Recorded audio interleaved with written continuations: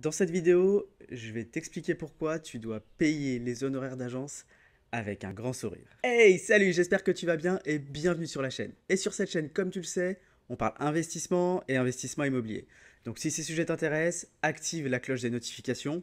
Je publie au minimum une vidéo par semaine. Et comme tu le vois, on a changé de décor. On est à Tarifa, dans le sud de l'Espagne, juste en face du Maroc, au niveau du détroit de Gibraltar, un endroit où je suis venu travailler et faire un petit peu de kite. Et dans cette vidéo, je vais t'expliquer comment négocier un bien immobilier. De la manière la plus efficace, acheter un bien le plus rentable possible. Parce que si tu es sur cette chaîne, ce qui t'intéresse, c'est faire de l'immobilier rentable. Et dans 95% des cas, si tu veux acheter un bien rentable, il va falloir le négocier. Donc c'est une phase que tu dois prendre extrêmement au sérieux parce que en dépend ta rentabilité. Cette phase va pouvoir te permettre de passer d'une rentabilité de 8% brut à 10 ou 12% brut très facilement. Alors, afin de négocier un bien, dans un premier temps, on va dissocier deux cas. Il y a le premier cas où vous avez visité un bien immobilier avec une agence immobilière, donc vous avez un interlocuteur, votre agent immobilier, et un autre cas où vous n'avez pas d'intermédiaire, vous êtes en contact direct avec le propriétaire vendeur. En ce qui concerne le premier cas, si vous êtes en contact avec un agent immobilier et donc vous avez un intermédiaire,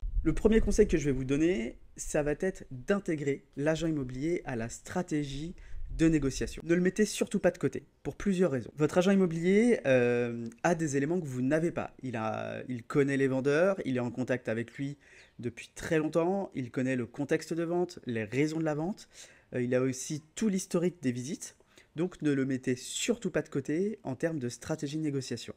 Et en plus, c'est lui qui va aller défendre votre offre, donc si vous froissez un petit peu son ego et que vous le mettez un petit peu à l'écart de la négociation, en lui imposant votre point de vue et votre vision des choses, je peux vous dire que c'est un résultat qui sera loin d'être efficace parce qu'il a des éléments que vous n'avez pas et en plus, il a son rôle à jouer. En termes d'ego, c'est absolument pas une bonne idée que de le mettre de côté. Ce qu'il faut absolument pas faire, c'est lui envoyer une offre d'achat par mail sans même l'avoir consulté, en envoyant un montant comme ça un petit peu à la volée. Ça, c'est une très mauvaise stratégie. Il va se sentir complètement mis de côté. Et là, vous risquez de vexer à la fois l'agent immobilier et en plus le vendeur. Et vous allez vous retrouver à être tout seul contre votre vendeur et votre agent immobilier.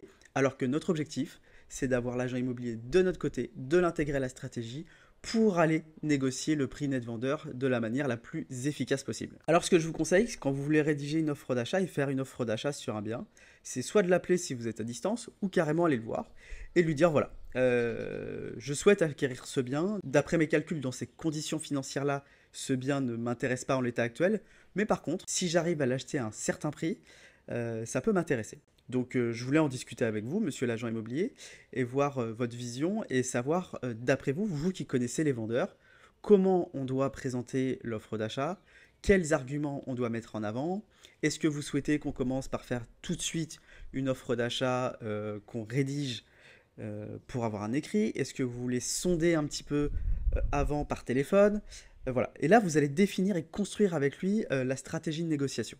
Et ensemble, vous allez élaborer votre stratégie et vous voyez que du coup, vous allez l'intégrer. Et en termes d'implication, ça sera beaucoup plus performant. Il sera le pilote, le maître à bord de la négociation. Il sera d'autant plus motivé et déterminé à une issue favorable à votre offre d'achat. C'est vrai que c'est un conseil qu'on donne très rarement. Et quand on se balade un petit peu sur YouTube, l'agent immobilier a très mauvaise presse. Alors c'est peut-être de par mon passé d'avoir travaillé 6 ans en tant qu'agent immobilier qui fait voir les choses d'une manière totalement différente. Pour moi, votre agent immobilier est clairement votre allié si vous souhaitez investir en immobilier et c'est quelqu'un que vous ne devez absolument pas mettre de côté, mais au contraire, vous devez en prendre le plus grand soin. Alors, quand vous avez un agent immobilier, ce que je vous conseille, c'est dès le départ de le rassurer et de lui dire que vous ne négocierez pas ses honoraires. Pour moi, négocier les honoraires de l'agent immobilier, c'est une fausse bonne idée. Il faut savoir que quand vous négociez les honoraires de votre agent immobilier, vous négociez son salaire. Parce que les agents immobiliers sont payés quasi pour la totalité exclusivement à la commission. Le moindre euro de chiffre d'affaires en moins, c'est du salaire en moins. Et entamer une négociation avec quelqu'un, le motiver à avoir un résultat positif pour votre offre d'achat en lui disant que vous allez essayer ou vous allez négocier ses honoraires, c'est un très mauvais calcul. En termes de motivation, il n'y a pas pire. Afin de lever tous les doutes, dites-lui dès le départ, lors de vos premiers rendez-vous, que ce que vous attendez de lui, ce n'est absolument pas qu'il baisse son salaire, mais c'est qu'il puisse se battre pour vous, pour obtenir les meilleurs prix net vendeurs des biens que vous visitez, mais qu'en aucun cas vous ne négocierez ces honoraires. Ça vous permettra également, avec ce positionnement-là, quand il aura une très bonne affaire qui va se présenter à lui, de faire partie des premiers forcément qui va appeler pour vous en parler. Alors voilà, en ce qui concerne le premier cas, tu l'as bien compris, tu dois prendre soin de ton agent immobilier et il doit devenir le personnage principal de ta négociation. Maintenant, il y a un autre cas qui est quand vous visitez en direct, de particulier à particulier. Et là, dans ce cas-là, vous n'avez pas d'intermédiaire. Vous êtes en contact direct avec le propriétaire du bien, donc le vendeur. Et là, l'objectif, si vous voulez que la négociation aboutisse dans de bonnes conditions, ça va être de garder un climat de confiance et une bonne relation. Alors, c'est pas toujours simple parce que forcément, si vous souhaitez négocier, des fois de manière assez incisive, voire violente, ça peut créer des frustrations, ça peut créer des tensions avec votre propriétaire. Comment est-ce qu'on arrive à maintenir un climat de confiance? Comment est-ce qu'on arrive à créer une relation saine tout en négociant un bien, parce que vous, votre intérêt et le projet ne peut exister que si vous arrivez à négocier le bien. Comment ça va se passer? Alors pour ça, il y a plusieurs petites techniques. Pour moi, la technique principale, ça va être de faire parler quelqu'un d'autre que vous pour la négociation. Je m'explique. Vous avez visité un bien, ce bien dans les conditions financières présentées ne vous intéresse pas, mais par contre, s'il y a une négociation potentielle, ce bien peut vous intéresser. Ce que vous allez pouvoir faire, c'est que vous allez faire parler quelqu'un d'autre que vous pour la négociation. C'est-à-dire que vous allez expliquer à votre vendeur lors de la visite, voilà, bah écoutez, je visite des biens, je suis déjà propriétaire de plusieurs lots, et sur ce projet, je ne suis pas tout seul, je travaille avec mon associé, avec lequel on a déjà réalisé quelques opérations. Dans notre organisation, c'est moi qui visite les biens, qui vais prendre les photos, qui récolte l'ensemble des informations, et ensuite toute la partie financière, voir la faisabilité du projet, c'est lui qui fait l'étude et c'est lui qui réalise, que ça soit l'étude de marché, la réalisation des devis travaux, qui va monter le projet pour tout le volet financier. Là, je vous parle d'un associé, ça peut être votre banquier, vous pouvez prendre exactement le même principe en expliquant que vous récoltez les éléments, que vous travaillez en étroite collaboration avec votre banquier et que en général, sur les projets, c'est lui qui vous dit à quelle hauteur il peut vous financer et quelle enveloppe il peut vous donner pour tel projet. Vous voyez, vous déportez encore la prise de décision et le prix qui sera annoncé ne sera pas annoncé par vous, mais par un tiers. Pour que vous qui êtes l'interlocuteur arriviez à tout prix à garder la relation de confiance et de proximité que vous êtes en train de créer avec votre vendeur parce que c'est aussi comme ça qu'on arrive à bien négocier les prix. Donc là, vous avez, lors de la visite, expliqué que vous travailliez et que avec quelqu'un d'autre, que vous étiez associé. Donc, quand vous allez recontacter votre vendeur, vous allez pouvoir tout simplement lui expliquer que vous avez fait le point avec votre associé sur la visite que vous avez réalisée il y a maintenant quelques semaines. Vous avez fait le point sur ce dossier, mais également sur d'autres parce que vous en étudiez d'autres.